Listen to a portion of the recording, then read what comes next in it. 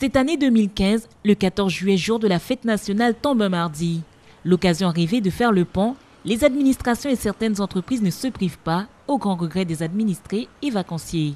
On ne sait pas quel numéro appeler, on ne sait pas quand est-ce que ça sera ouvert à nouveau.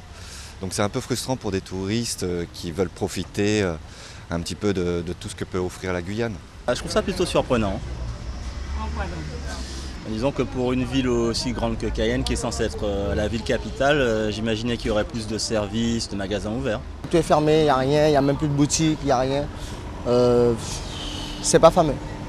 Il y a des choses que je voudrais régler et vu qu'ils font le pont, je ne peux pas venir quand je peux. Et en ce qui me concerne, je travaille dans un dispensaire et donc ça me permet d'avoir un plus long week-end et de pouvoir régler mes choses, les formalités administratives. On va dire que ça laisse beaucoup de personnes en retrait parce qu'il y a beaucoup de personnes qui voudraient faire comme je voulais faire aujourd'hui des choses administratives, mais bon, il faut bien que tout le monde profite.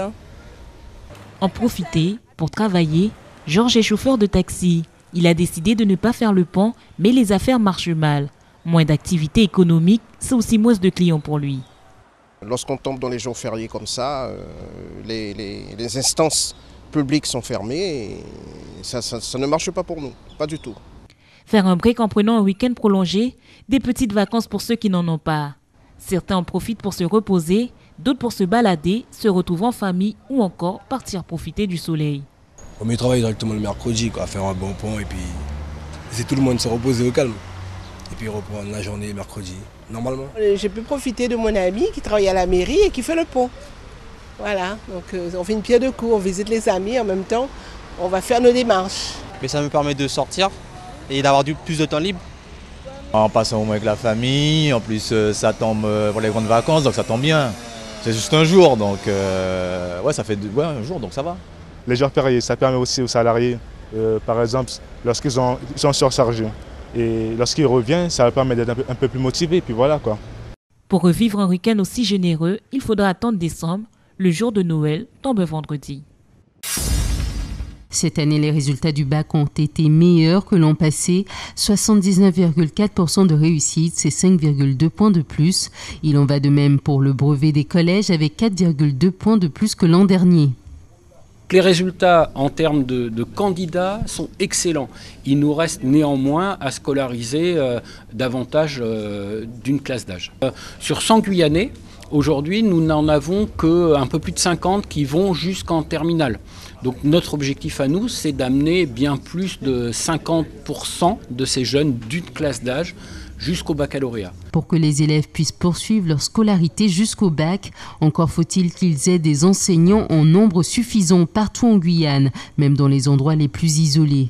Pour aider les enseignants des bassins du Maroni et de l'Oyapock, 2 mesures seront prises à la rentrée prochaine. Un référent au rectorat site isolé qui a en charge d'accompagner l'installation et le suivi de carrière de tous nos personnels de ces sites. Ça sera un interlocuteur unique, privilégié. Et puis par ailleurs, nous avons aussi des missions mensuelles qui vont être organisées à la fois sur le bassin du Maroni et sur le bassin de l'Oyapock, avec l'ensemble de nos personnels aussi. Expérimentation d'autre part du passage à l'éducation prioritaire intégrale pour l'ensemble des écoles de Guyane. Une grande partie des collèges seront concernés dès la rentrée prochaine. À Saint-Laurent-du-Maroni, aller d'un pays à un autre est facile. Dans le quartier de la Charbonnière, les rives sont pleines de piroguiers. Ils travaillent tous les jours afin de faire le transport entre la Guyane et la ville frontière du Suriname, Albina. Les gens viennent ici, on les aborde directement dans leur voiture pour savoir s'ils veulent une pirogue ou pas. Ce système est vraiment important, plein de gens veulent aller à Albina. Si on n'était pas là, plusieurs d'entre eux ne pourraient pas y arriver. Aller là-bas a ses avantages. Des centaines de personnes partent d'ici tous les jours afin de faire leurs courses ou des achats divers.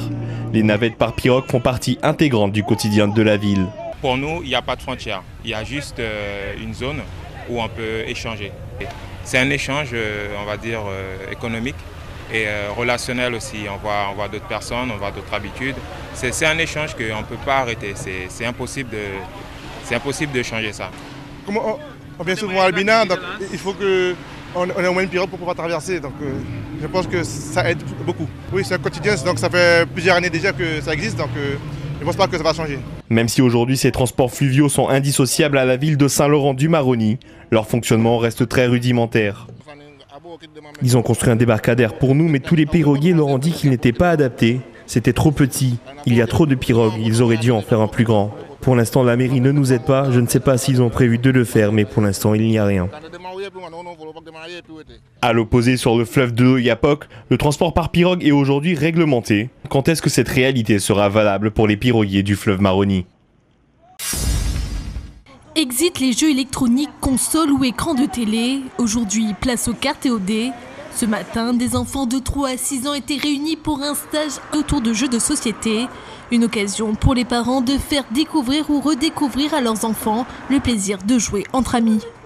Ça permet aux enfants de découvrir des jeux très ludiques, de rencontrer d'autres enfants et puis c'est une très bonne initiative, je trouve. Les enfants, jouer sur les écrans c'est une chose, après jouer avec d'autres enfants autour d'un jeu de société, il y a quand même un contact humain qui à cet âge-là est très important pour eux et ils adorent ça. Généralement, souvent, ils ont quand même des parents qui jouent. Ils jouent aussi à l'école, donc ils viennent ici et ils connaissent certains jeux. C'est vrai qu'à cet âge-là, ce sont les parents qui nous les amènent. C'est comme pour les sports. S'il n'y a pas les parents, les enfants ne jouent pas non plus. Concentration, réflexion, amusement. De leur côté, les enfants y trouvent également leur compte. Moi, j'aime bien tous les jeux. C'est mieux de rester à la maison. J'aime bien jouer avec les copains et aussi avec ma copine. Je m'amuse très bien. Avec des jeux de stratégie, de mémorisation, plus qu'un loisir, ces ateliers ont également des vertus éducatives et pédagogiques. Alors les jeux de société ont plusieurs vertus. Déjà la sociabilité, c'est vrai que s'asseoir autour d'une table, jouer avec les autres enfants, c'est toujours bien pour leur développement. Les jeux de société, on va apprendre aussi plein de choses parce qu'on va apprendre, on va avoir des jeux sur la mémorisation, on va avoir des jeux sur la petite stratégie, d'association simple de dés avec des chiffres. Les couleurs, on va travailler avec les animaux, on va apprendre donc plein de choses. Une matinée appréciée par les enfants, mais pas seulement. Leurs aînés ont eux aussi rejoint la table de jeu. Alors que les passionnés de Monopoly ou de petits chevaux se rassurent, les jeux de société sont toujours d'actualité.